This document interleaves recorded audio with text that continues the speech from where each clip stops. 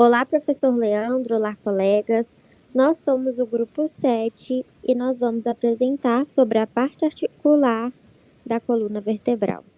Aqui nessa imagem nós vamos falar sobre a articulação atlanto-occipital. Essa articulação se situa entre as faces articulares superiores das massas laterais do atlas e dos côndilos occipitais que estão aqui. Aqui nós vamos ter a articulação atlantoaxial mediana, que está situada entre o dente do áxis e o arco anterior do atlas.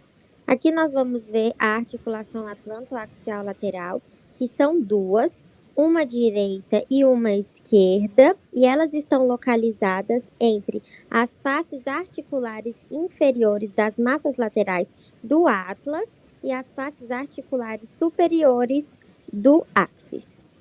Aqui vemos as articulações cigapofisárias, que são localizadas entre os processos articulares superiores e inferiores das vértebras adjacentes, que são todas essas aqui.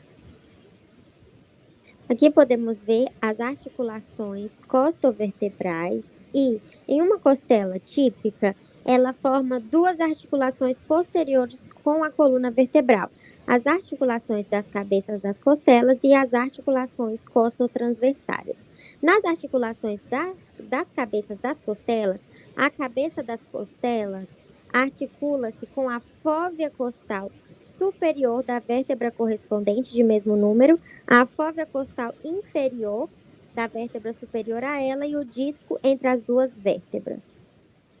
Como dito, as articulações costotransversárias estão aqui, na qual o tubérculo da costela articula-se com o processo transverso de uma vértebra.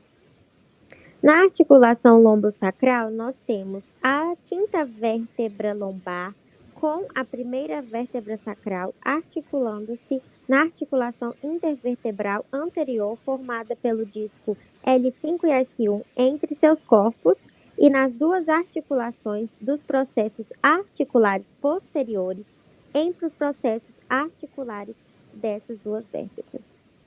Nas articulações sacroiliacas, que são essas aqui que tem deste lado e também temos do outro lado, são articulações compostas. Elas são fortes porque sustentam peso, são formadas por uma articulação sinovial anterior, que está entre as faces auriculares do sacro e do ilho, cobertas por uma cartilagem articular, e uma sindesmose posterior entre as tuberosidades desses dois ossos. Já nessa imagem, nós temos a articulação sacrococcígea. E a fibrocartilagem e os ligamentos dessa articulação unem o ápice do sacro à base do cóccix. Agora nós vamos falar sobre os ligamentos da coluna vertebral. Aqui nós temos o ligamento longitudinal anterior, que vai de toda essa extensão aqui. Esse ligamento é uma faixa fibrosa, forte, bem larga, como podemos ver, que cobre e une as faces anterolaterais dos corpos vertebrais e discos intervertebrais. Ele estende-se longitudinalmente da face pélvica do sacro até o tubérculo anterior da vértebra C1 e o osso occipital anteriormente ao forame magno, aqui em cima. Também cobre as faces laterais dos corpos até o forame intervertebral, e esse ligamento impede a hiperextensão da coluna vertebral, mantendo a estabilidade das articulações entre os corpos vertebrais. Vale ressaltar que esse é o único ligamento que limita o movimento de extensão. Já aqui nós temos o ligamento longitudinal posterior, todo esse nessa extensão, e ele é uma faixa muito mais estreita que segue dentro do canal vertebral ao longo da face posterior dos corpos vertebrais, e está fixado principalmente aos discos intervertebrais. Já aqui nós vamos ver os ligamentos supraespinais, que são todos esses, que se assemelham a cordões, eles unem as extremidades dos processos espinhosos desde C6 até o sacro e fundem-se na parte superior com o ligamento nucal, na região cervical posterior. Já aqui nós podemos ver os ligamentos interespinais, que são finos, eles unem processos espinhosos adjacentes, fixando-se da raiz até o ápice de cada processo. Aqui nós temos os ligamentos intertransversários, que são os ligamentos que unem processos transversos adjacentes. Vamos falar do ligamento amarelo. E as lâminas dos arcos vertebrais adjacentes são unidas por faixas largas e amareladas de tecido elástico. Por isso, esses ligamentos possuem esse nome, ligamento amarelo. Eles se estendem entre a lâmina superior e a lâmina inferior, e os ligamentos de lados opostos se fundem na linha mediana. Agora nós vamos falar sobre a membrana atlanto-occipital anterior.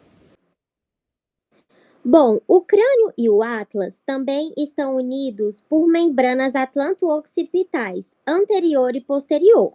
Elas se estendem dos arcos anterior e posterior do atlas até as margens anterior e posterior do foramen magno no crânio.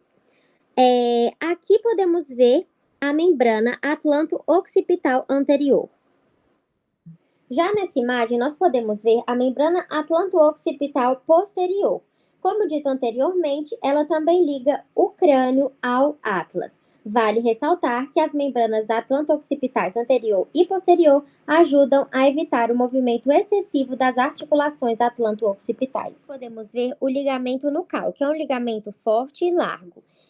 Ele se estende desde o crânio até os processos espinhosos das vértebras cervicais. Na imagem, podemos ver o ligamento transverso do atlas, que é essa faixa resistente que está entre os tubérculos nas faces mediais das massas laterais do atlas. E durante a rotação da cabeça, o dente do áxis é o eixo ou um pivô, que é mantido em uma cavidade formada anteriormente pelo arco anterior do atlas e posteriormente pelo ligamento transverso do atlas. Nessa imagem, nós podemos ver o ligamento cruciforme. Ele tem esse nome porque ele se assemelha a uma cruz. Ele é formado pelo ligamento transverso do atlas, juntamente com seus fascículos longitudinais, superior e inferior. Nós podemos observar os ligamentos alares, que são dois, um direito e um esquerdo. Eles se estendem das laterais do dente do áxis até as margens laterais do forame magno, no crânio. Eles vão fixar o crânio ao atlas e servem como ligamentos de contenção, ou seja, evitam a rotação excessiva das articulações. Já nessa imagem, nós podemos observar os ligamentos costotransversários, que se estendem desde as costelas até os processos transversos das vértebras. Nessa imagem, nós podemos observar os ligamentos iliolombares, que são dois, um direito e um esquerdo. Eles se estendem desde os processos transversos da quinta vértebra lombar até os íleos. Vale ressaltar que esses ligamentos, eles fortalecem as articulações lombosacrais. Nessa imagem, nós podemos ver os ligamentos sacroiliacos anteriores, que são dois, um direito e um esquerdo. Eles se estendem desde as bases do sacro até os íleos. Já nessa vista posterior, podemos observar os ligamentos sacroiliaco posteriores, que também são dois, sendo um direito e um esquerdo, e eles se estendem da margem posterior do íleo até a base do cóccix.